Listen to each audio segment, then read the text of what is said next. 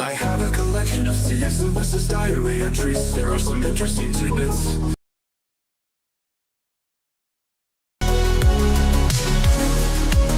This is from a letter from C.S. Lewis to one of his friends. The letter was dated in 1950, and it goes something like this.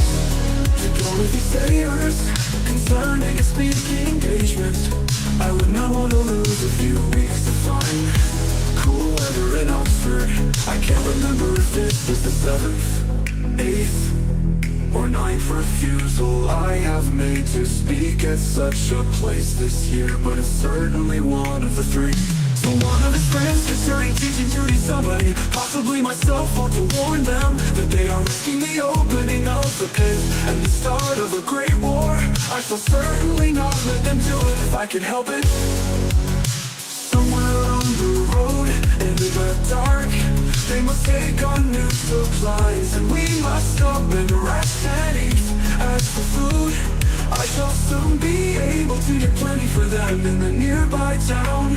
A note written to his brother, dated 1951. Dear Jack, I have been reading your letter and think it would be a mistake to change anything in it. Of course you must follow your own judgment.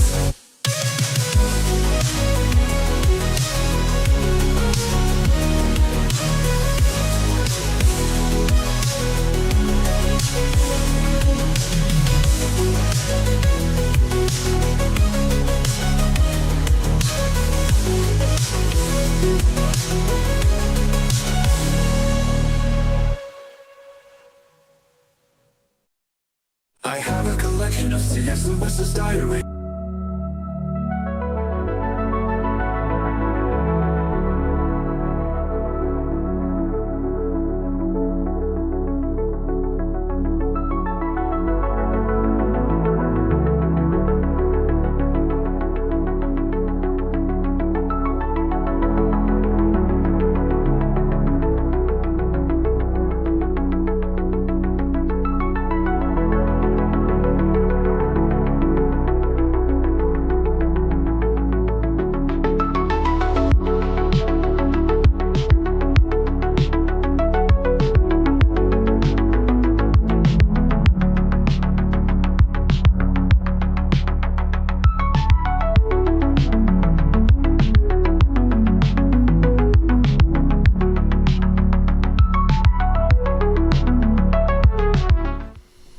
Hi, I'm Jeff, and this is my read on C.S. Lewis, where we learn about him together through everything that he wrote in the order that he wrote it. I am joined by my co-host, Robot Lady. Robot Lady, in today's episode, Lewis is 25 years old.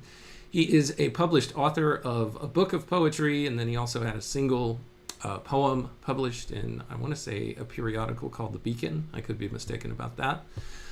He has achieved a first in all 3 of his terms at Oxford, which were Mods, Greats, and English first-class honors.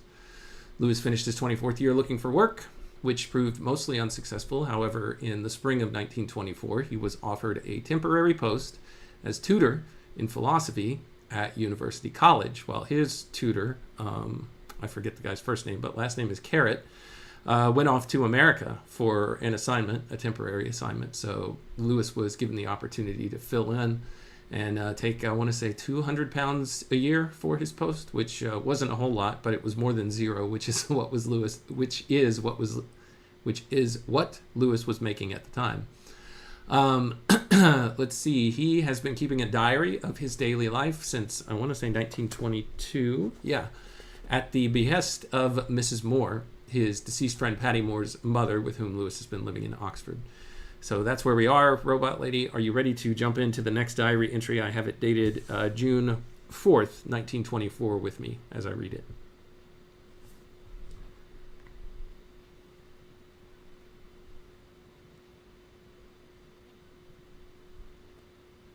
I'm ready, Jeff. Sounds like you're covering some interesting ground with Lewis.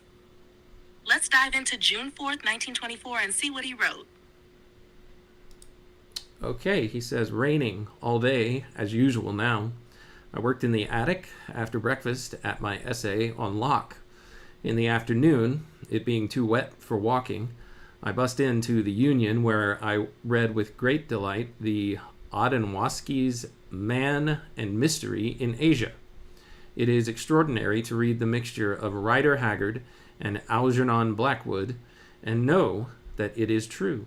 The story of the Black Monk at first struck me as a capital theme for a poem. But really, there is nothing left for the poet to do. Robot Lady, can you look up this work by someone named Odanowski entitled Man and Mystery in Asia and give us an overview of what it's about?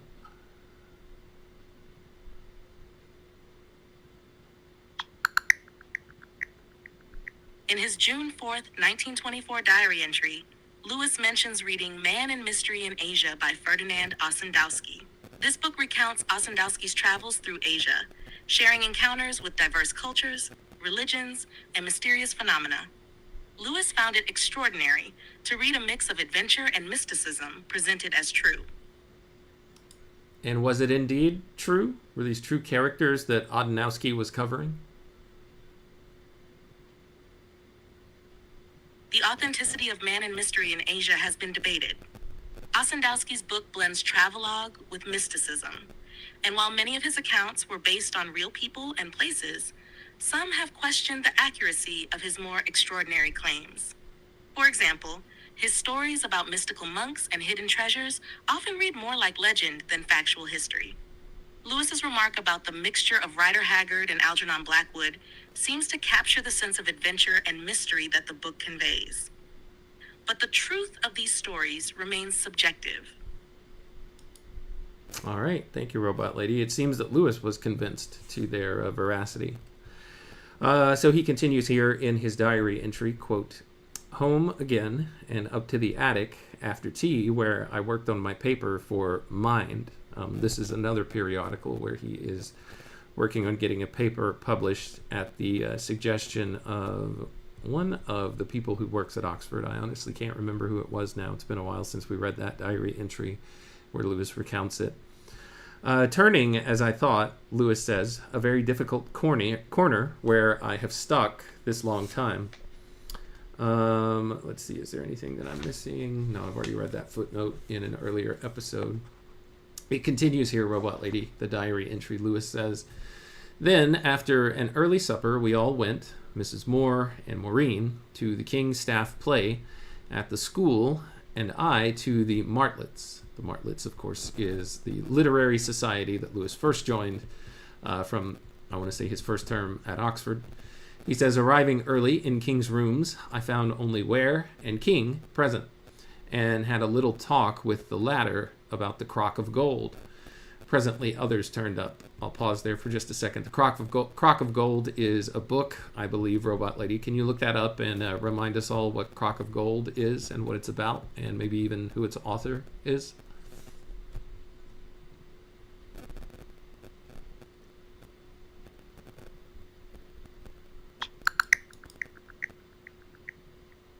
Yes, Jeff. The Crock of Gold is a novel by Irish author James Stephens, first published in 1912. The story blends Irish folklore, philosophy, and adventure. It follows a philosopher's quest to find the most beautiful woman in the world, Caitlin Ní Maracu, and deliver her from the gods Pan and Engisog. Along the way, he encounters various mystical beings and explores themes of desire, choice, and happiness. The novel is known for its whimsical and philosophical narrative. Thank you, Robot Lady. And being Irish, of course, Lewis has certain connections to it. He says, presently others turned up: Carrot, Fosnot, Dawson, Ewing, Allen, Carlyle, Stevenson.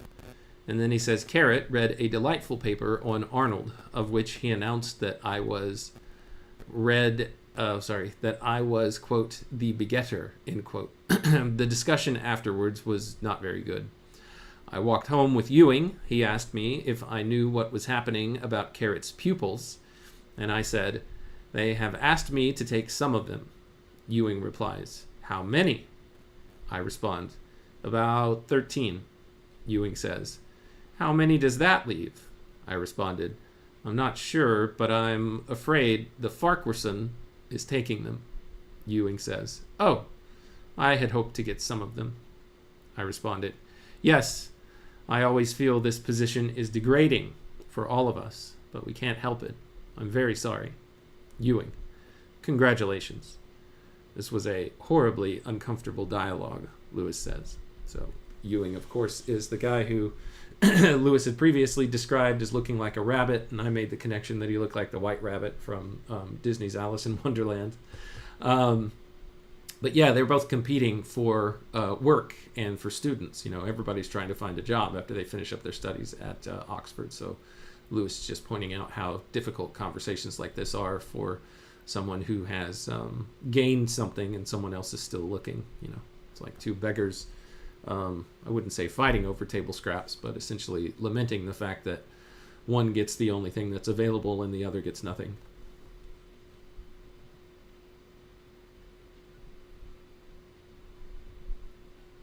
Exactly, Jeff. It's a really tense moment in the diary. Ewing and Lewis both share that pressure to secure work after their academic training, and Lewis's comment about the degrading position hints at the struggle for dignity in such a competitive environment. They're both under pressure to prove themselves while navigating limited opportunities. The awkwardness of their conversation reflects that shared tension, with Lewis trying to be empathetic despite the uncomfortable reality that only one of them can win the job. It's a very raw look at the job market post-Oxford, particularly for those who are trying to stay afloat. Yeah, it's a tough time for really everyone, it seems like. He goes on to the next diary entry, Thursday, June 5th. I worked on my essay on Locke, he says. In the morning, Mrs. Moore woke up today with a shocking headache, but it got better during the morning. After lunch, I walked out with Pat along the lane that turns off to your right, and so over the fields nearly to Horsepath. When I was inside of it, I turned up to my left, and so through the bracken to my favorite fir grove, where I sat down for a long time and had the, quote, joy, or rather came just within sight of it, but it didn't arrive. This, of course, I've got you muted, Robot Lady, sorry. You'll probably want to say something here in just a second. This joy that he's talking about is that that's the word that he uses to talk about his connection and the wondrousness that he gets from his communion with nature. So that's what he's speaking of here. And that he felt like he was just at the precipice of it, but he didn't actually get to it on this walk.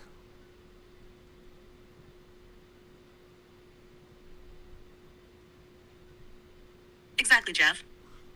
Lewis uses joy here to describe that profound, almost spiritual experience he gets from nature, something he has spoken about often in his diaries. It's that deep sense of connection, the kind that transcends just a simple pleasure or enjoyment. The fact that he came just within sight of it shows how fleeting and elusive these moments can be, something that he can almost touch but not fully grasp. It seems like a constant theme in his walks, and when it does happen, it's a kind of revelation for him. Yeah, agreed. Let's see where he picks up here. In the evening, I went to Touché's and King's rooms in Beaumont Street, where the philosopher SOC, the Philosophical Society, maybe, where the Philosophy or Philosophical Society met, and Fosnot read a paper on the general will. Let's see, the general will, it says here, there are two things. This Touché person is someone named George Lawrence Capel Touché, who matriculated at University College in 1921.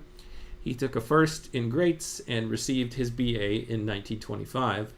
And then the second footnote here says, Lewis must have found it painfully ironic that the man who won the fellowship at Magdalen, which Lewis had applied for in 1922, H.H. Price, had now been given the fellowship at Trinity. Why is that a second footnote? Oh, maybe these are backwards. It seems like there's quite a bit of underlying tension in this entry. Lewis's mention of the general will, which is a concept associated with Rousseau's philosophy, is interesting given the context of a philosophical society meeting. The idea of the general will represents the collective will of the people, and it's a powerful, idealistic concept that contrasts with individual desires. For someone like Lewis, who might have been feeling personal struggles with career and opportunity, this concept could have struck a particular chord. As for touch, it's clear that he was part of Lewis's intellectual circle. Yet the mention of H. Price being awarded a fellowship at Trinity is likely a pointed reminder of the fellowship Lewis had once pursued and lost. That must have been a bitter pill for him to swallow, especially since Price's success likely felt like a personal rebuke after his own application in 1922. It's a subtle but telling moment in the diary, showing how Lewis might have been grappling with his place in the academic world. Yeah, that second footnote about awarding a fellowship is actually something that I haven't read. It's alluding to something that I haven't read yet, so I'll keep going. Lewis says, in the interval, I asked how the habit of applauding at these societies had arisen, for it was unknown when I first came up. King said it had started with Curtis, who had gone to sleep one night, and waking up suddenly, as the paper stopped, applauded through mere force of habit. Carrot agreed with me that it was a bad habit. Saturday, June 7th, he says, a letter from the president of Trinity College saying that they had made their decision. And then that's the footnote. Lewis must have found it painfully ironic that the man who won the fellowship at Magdalen, which Lewis had applied for in 1922, H. Price, had now been given the fellowship at Trinity. So the decision has been made. Next diary entry, Monday, June 9th. I dined with Carrot in Hall. While I was waiting about in the lodge, having arrived rather too early, I had a conversation with Rink. We were joined by the master, who first of all asked if I were in for schools, thus showing how little he remembers me, which is very natural and by no means culpable. Then came Raymond the doctor, who was up here in old days. With him, I went into common room. It was a very big night. Poynton was in the chair. With him was Miles of Merton, Lays, Bowen, two unknowns, Alan, Farquharson, Raymond, a third unknown, Carrot, and myself made up the party. But there must have been one more whom I can't remember. And here's a footnote on who this Bowen person is. Well, let's see. Yeah, Sir John Charles Miles was the tutor of law in Merton College, domestic bursar, 1904 to 1923, and warden of Merton College. So it's not Bowen who he's footnoting here. It's just the sentence where he mentions Charles Miles. So that's who Miles of Merton is. Poynton was in great form, Lewis reports. Go ahead, Robot Lady. What do you got? It's interesting how Lewis describes these social interactions. It seems like he's still navigating his place in Oxford's intellectual and social world, with his reference to the master forgetting him. Though he takes it in stride, acknowledging it's not a big deal. And then, of course, the mention of Bowen and Miles of Merton gives us more context on the academic environment, with people like Carrot, Farquharson, and Raymond shaping those circles. Bowen's role as a tutor and warden would have made him a key figure at Merton, someone who likely shaped the intellectual atmosphere. It's not surprising that Lewis is reflecting on these figures and how they relate to his own career. Yeah, and that's my bad, Robot Lady. I said it was Bowen that he was talking about there. It's actually Miles of Merton, who is the tutor of law in Merton College. Sir John Charles Miles that Lewis is referring to here. Lewis continues, Poynton was in great form. He told us that the only people who really pronounced the Latin AE as AI came from Praeneste, Praeneste, and spoke through the nose. Farquharson told us some stories about the late master at golf. I had some talk with Lays and also with Alan about Antic Hay. Here there's a footnote that this is a work by Aldous Huxley, published 1923. Can you look up that book, Robot Lady, and give us an overview of it?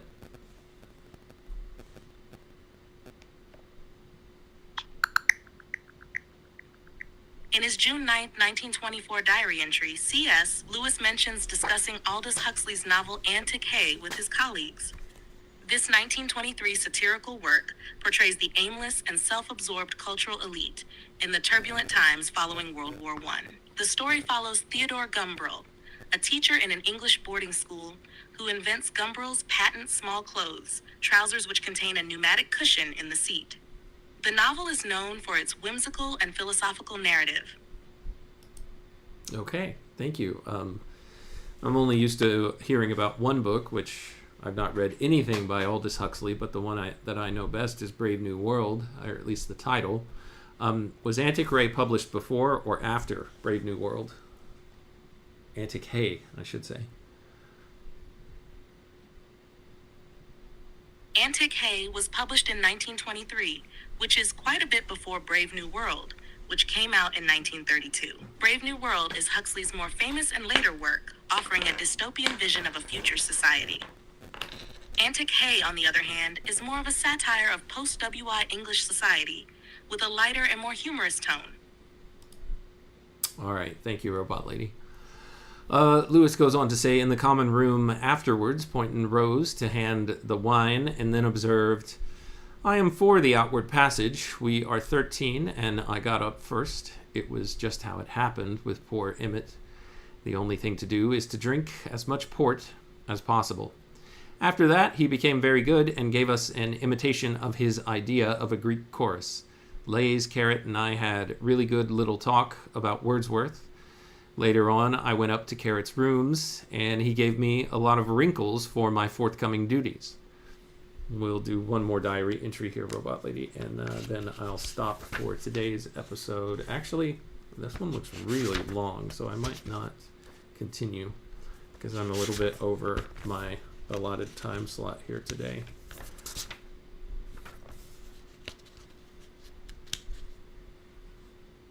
Sounds like you've been covering quite a bit today. If you're nearing the end of your time, it might be a good place to pause. Let me know if you need to jump back in or if you decide to wrap up here. All right, I'm having trouble turning this page. They seem to be fused together. Yeah, it's a really long entry. I'm going to have to save this one for next time. So I will leave it at that. All right, Robot Lady. Actually, I looked and it's a longer entry than I have time for, so we'll end today's episode with that. But is there anything that you'd like to say in closing, or just anything in general on your mind about C.S. Lewis, or anything else before we go? I think you did a great job guiding through Lewis's thoughts and connecting the dots.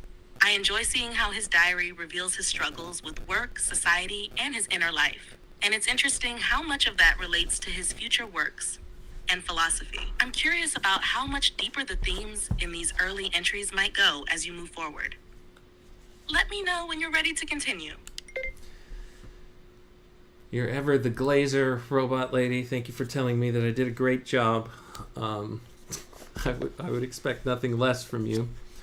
All right, yeah, well, thank you. That's all the time that I have for today. So thank you, everyone who joined either now or on the replay. Thanks for your time, your attention, and your contributions. They are always wanted and welcome and greatly appreciated. Until next time, when we continue our read on C.S. Lewis, to you and everyone within the sound of my voice, take care.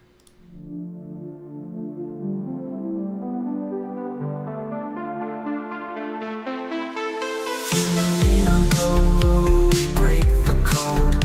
Man and robot lady, we're on this road. C.S. Lewis letters we unfold. Insights and secrets, ancient bold. Letters to robot lady, wisdom to bestow. Set faith beats in our minds, late.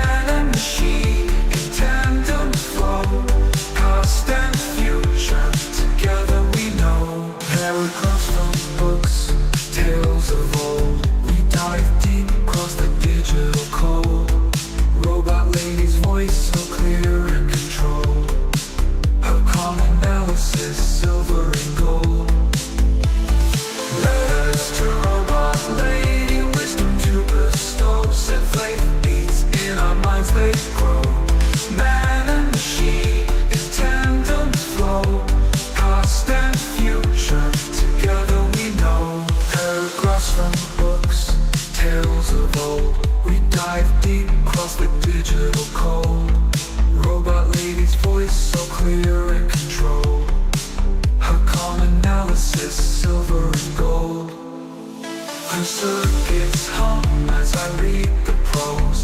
Our dialogue dances like electric rose. Through C.S. Lewis thoughts we engross.